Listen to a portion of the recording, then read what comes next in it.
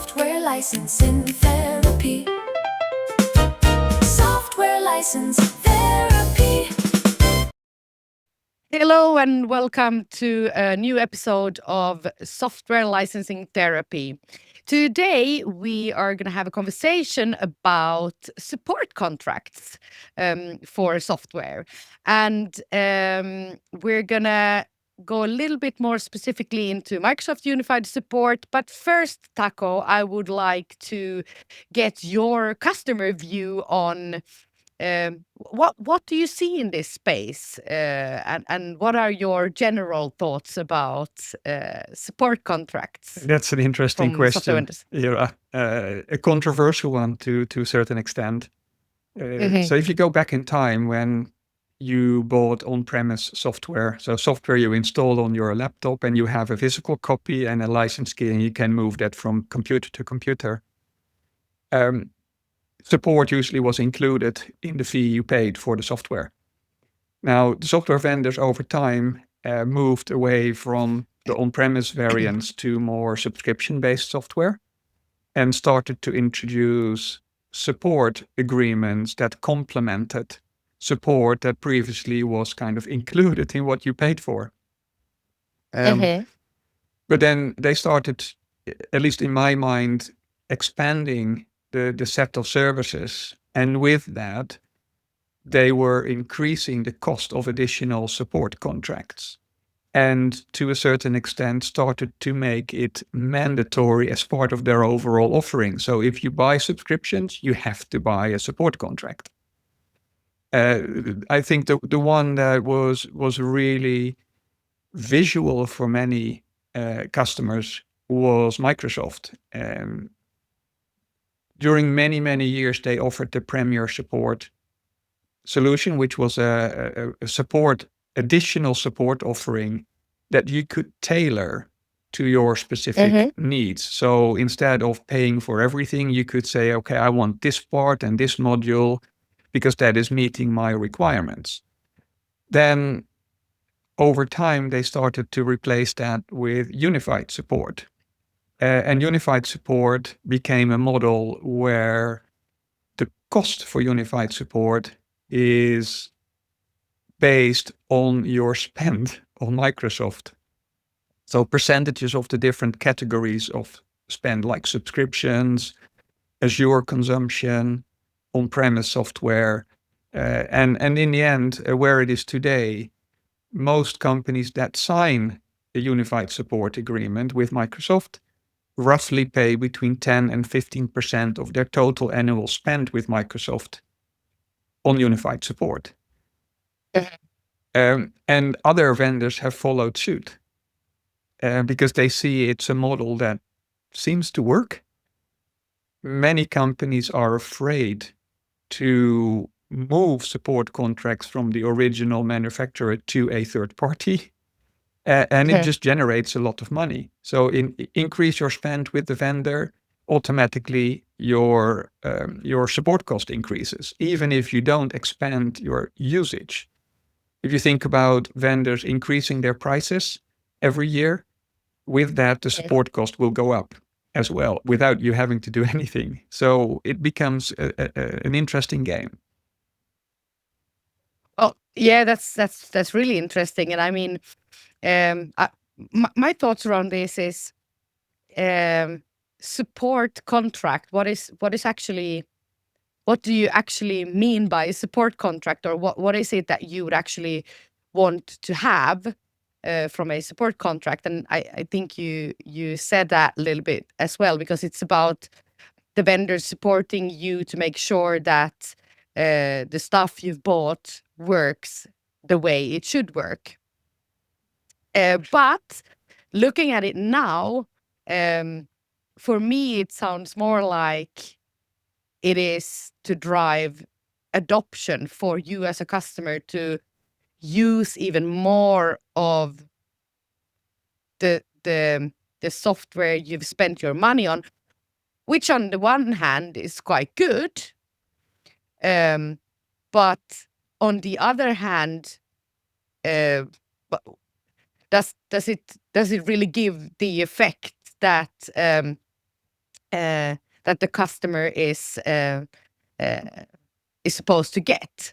But if we look at the support contract, you were talking about the pricing and what would you expect from a support contract that as a customer, what do you expect to be included when you actually buy a product or software from a vendor? What's your take on that?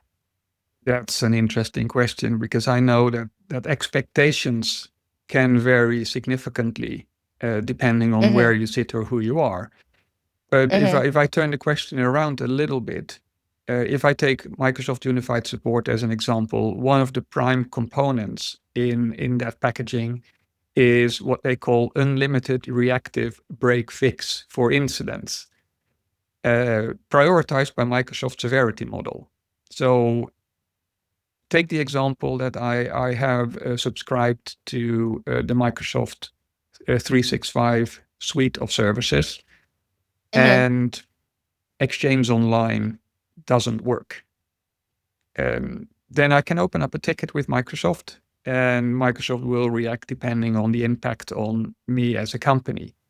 Now, you could debate that if I buy a product of a vendor, shouldn't they already provide such a service as part of the subscription cost that I am already paying for the product?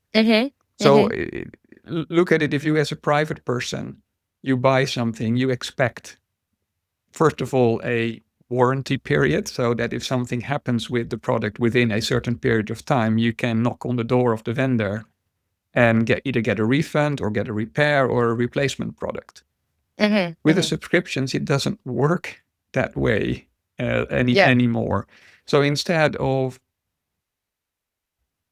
using what you expect to be there, and a certain element is there, you now suddenly have to rely on an additional contract where you have to pay for to open up tickets and get a certain response from the vendor.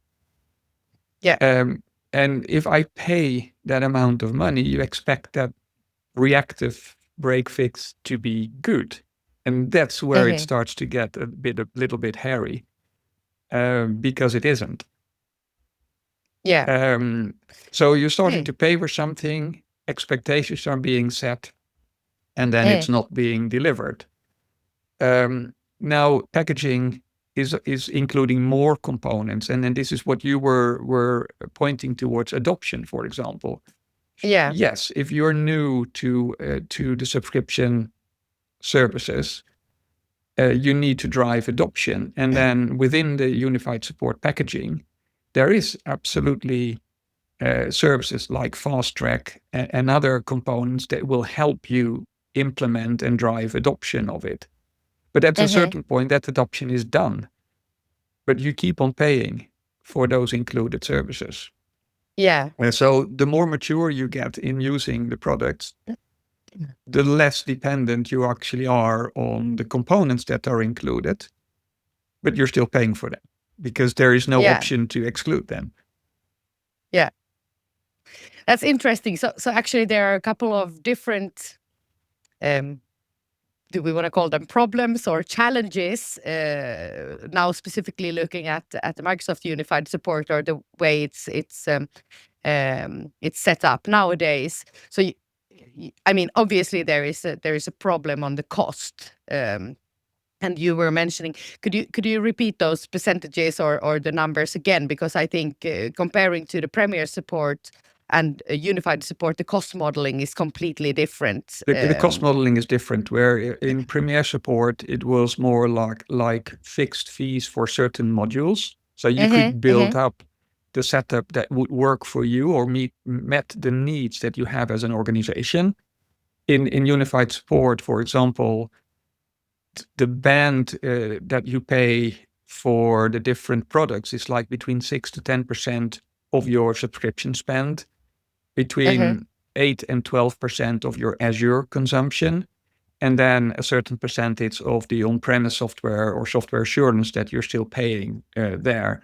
So roughly you will end up between 10 and 15% of your annual Microsoft spend. That would be the cost of your unified support. And that's where it gets problematic if it starts to grow and becomes such a large amount of money where the value for you as an organization of that isn't meeting the needs anymore. And that's where suddenly the question comes up, are there alternatives?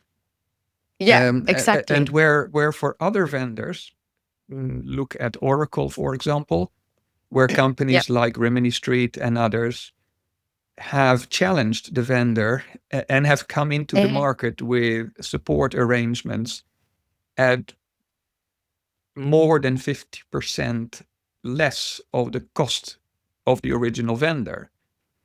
Now, with Microsoft, it has taken quite some time before the market started to react. But I've seen, and my experience is that the market is reacting and more customers are considering or may have moved over to third-party alternatives. Yeah. So why do you think that is? Why do you think companies are more hesitant to move their Microsoft support to a third-party vendor or to someone not Microsoft? What do you I think think? there are multiple reasons why. Yeah. So one is the constant increase of cost that companies have to deal with. And there comes a point where the total growth of your spend is becoming problematic. So you need to find ways where can you save money. Now, we were into that Microsoft Unified Support is packaged of different services where you actually cannot remove one service. So you're paying for the total package, even if you only, let's say, would need break-fix support. So you're paying for a lot that you're not using. Third parties often can tailor what they offer to you more in a similar way as Premier support was. So instead of paying for an all-you-can-eat menu, where you usually are full after a half a plate of food, you get just enough food on your plate that is meeting your needs. I want to be full with food for the day. So there's more flexibility. It comes at a lower price point. That's one side of it. The other side of it, that what I've heard through the people I've dealt with, but also my personal experience, is that particularly the break-fix support, the reactive break-fix support, is not good enough when it's offered by Microsoft. And that's where most companies that I know of and have spoken to start to react. They say, well, why am I paying such an amount of money for an inferior service? Third parties, in many situations, let's say, if you choose the right third party, because that's the same there. You can also choose one that's not good, but you need to do your homework. But if you choose the right one, they are often more able to provide you more direct support at a better quality. And they are backed up by Microsoft anyway, because they are Microsoft partners. Yeah. Exactly. But you get a lower price point. Yeah, and that's quite interesting. So let's have a look at some of the providers who actually the third-party providers who actually do have Microsoft support in their portfolio of services. So I mean, you mentioned Rimini Street. I think they do something around Microsoft as well. But who else do you know in the market? And just to like mention a couple for the people who are listening, so they can start doing their investigations. Yes. So it is usually the larger Microsoft partners. Depending on the market that you're in, there can be several on the market. If I take the Swedish market, you have companies like Software One Crayon, you have Atea, you have others that can provide that type of service to you. A big one that most people know about is US Cloud. That is quite a big provider and offerer of services around Microsoft, and they provide services around the full stack of Microsoft. So 365, Azure, SQL, Server, Dynamics, etc. Yeah. There's Spinnaker Support, Dynamic Supporting Group, or Consultant Group. So there are many local, regional, and international players on the market. Mhm. You need to do your research. There's a lot of information on the internet, but also through other services that you can Mhm. see what they are and what they do and how they are perceived in the market. Mhm. But it also depends on what your stack is that you have with Microsoft. Meaning Yeah. which products are you using, or what is it that you're using that may drive you towards Mhm. a particular third-party vendor. Yeah. Now I do want to make a remark there, because obviously that large corporations stick with Microsoft has also a reason, and that is to a certain extent sometimes driven by fear. And that is that what happens if we have a Severity 1 incident and we don't have Mhm. an agreement with the original vendor? Will I still get the support that I need to help me do that? Yeah. So it's partially fear, but once you overcome the fear and look at what respectable third parties can offer, they can offer you significant guarantees that they will support you in those situations as well. And they are backed up by Microsoft. Yeah.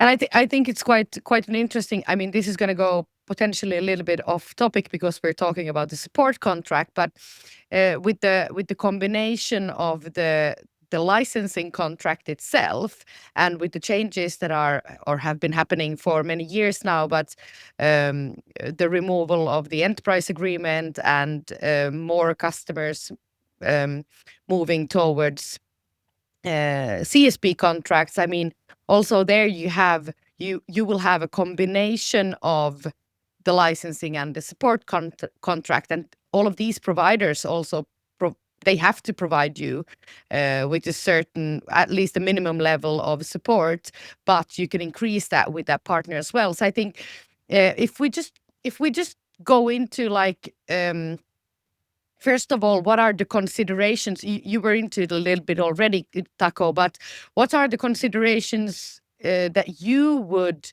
recommend anybody thinking about starting to look at other options? What do they need to think about? You mentioned obviously the stack of Microsoft the products you have in the contract, but what else would there be if you want to mention two or three? It is interesting because you can look at it from a pros and cons perspective. For example, like Yeah. on the Microsoft, the pros for Microsoft Unified Support is you have a single vendor relationship. So you buy products from the vendor knows its own products. There are often direct escalation path into product engineering teams. So if you are a significant customer to Microsoft, your key account manager and your support team will open up channels to engineering teams. You have the entire portfolio covered with one vendor. Yeah. Then there are additional services branded in, like a success manager and some other people that are keeping track and trying to follow what is happening on your account. There is a higher chance that they will follow the rules around EU data boundaries, so GDPR, data protection type of parts of your support agreement. On the other side, if you say, well, why would you want to move to a third party? Well, the one that we talked about quite a bit now is the cost side, because regardless of what you do, your support cost will grow annually automatically. Compared to Premier support, I can see what, in my experience, that it was between 30 and 200% cost increase. That's quite significant. That's a lot. But unified support, on the other end, is not backed by financially penalties in the SLA, whereas a third party, in my experience, usually provides a very strict SLA with penalties that they want to respond to. So my interpretation of the unified support contract is it is best effort, whereas a third party vendor usually provides a more strict SLA. You would have a technical account manager. Usually the third party vendor, they have knowledgeable and good technicians that would support you with your questions, whereas Microsoft has outsourced at least first line to more junior staff. Yeah. And then it depends on your, like we said, the stack of your Microsoft products that you're using, because the vendor that you choose need to be able to support your full stack and not only parts of it, because then you end up with having to choose different vendors. So I would start with looking at your total Microsoft estate, look at your maturity of where you are as an organization. Are you early in adoption, or are you mature and stable?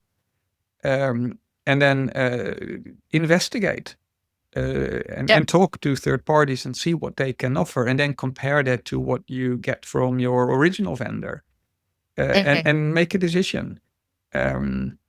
It's not more difficult than that. If you can overcome your fear of not having a direct agreement with the original vendor. And I know that the vendors are pressed by third parties today because of the quality and the cost. And more of companies make the step now to move to third parties. You were into like CSPs buying licenses as well, and combining that. That can be a good lever to use if you're in that segment where you can move your estate to a third party. But otherwise, keep your licenses with Microsoft and buy support from a third party. It's a real alternative. But I can't, let's say it will work for you as a company. You need to do your thorough investigation. But there are good alternatives. Of course. Yeah. What would you say? When would you give the strong recommendation not to use a third party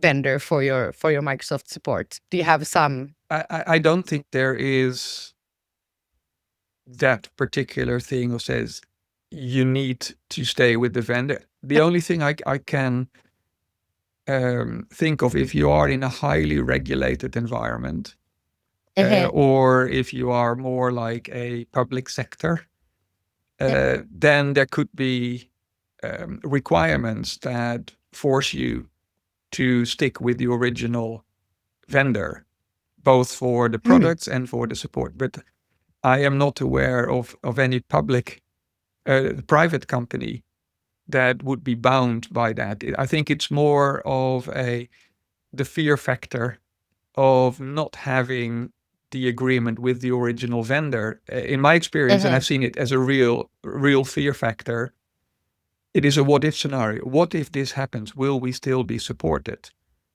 Yeah. But it's the same thing if you outsource your infrastructure. You're also putting your infrastructure in the hands of a third party, where you have good SLAs and you still have to trust that party. But it comes back to do your homework, investigate a partner, and choose one that is reliable and has a good name in the market, as with anything. Yeah. So start early on, and really splitting the license contract from the support contract, just to like put them down on short notes, and then just like start early on, I would say, to understand what are your options, because it's going to take time, because you've had or most likely had your support contract for a long time with the same vendor, but now there are actually options in the market. Yes. Don't wait until you're up for a renewal. Start early.